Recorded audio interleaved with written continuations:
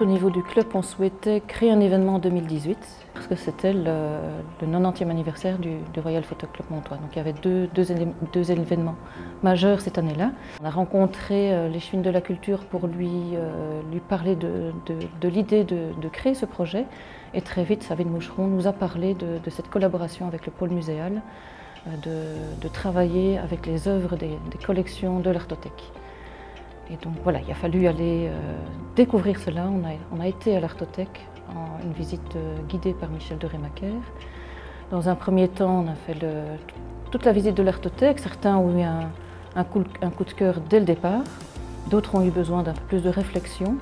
Et on a eu la chance d'avoir accès à une bibliothèque virtuelle de l'Artothèque pour continuer nos recherches à domicile.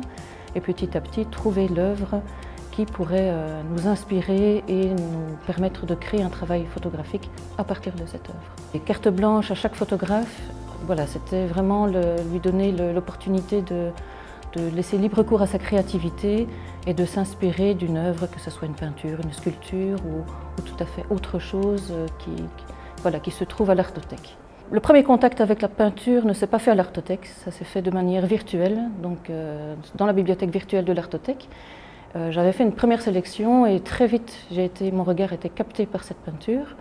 Je suis venue à l'Artothèque la voir en format réel et ça a confirmé mon choix de suite. J'ai été captée par le regard de ce personnage dans le tableau, ce désespoir qui en ressort, cette force, cette dignité aussi.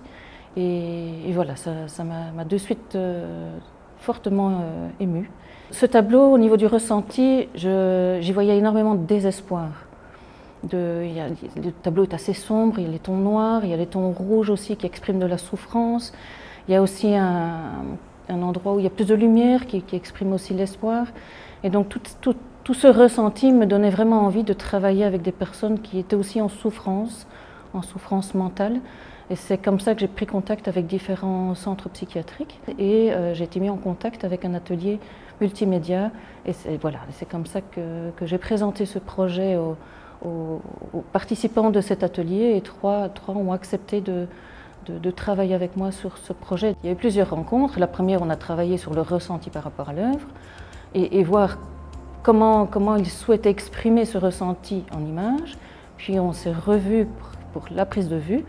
Là, j'avais laissé libre cours à leur créativité, que ce soit dans le choix du lieu, dans le choix de l'attitude. Bon, il y a la chaise dans le tableau qui revenait, et donc on l'a choisi comme objet commun aux trois photos. Et voilà, ils se sont mis en scène et moi je les ai un petit peu aussi guidés pour essayer de capter au mieux la lumière. Et ensuite on s'est revus une troisième fois où là j'ai présenté ma sélection de photos, voir un petit peu si leur ressenti s'exprimait bien dans l'image. Et obtenir aussi leur autorisation pour présenter ces trois photos dans l'exposition.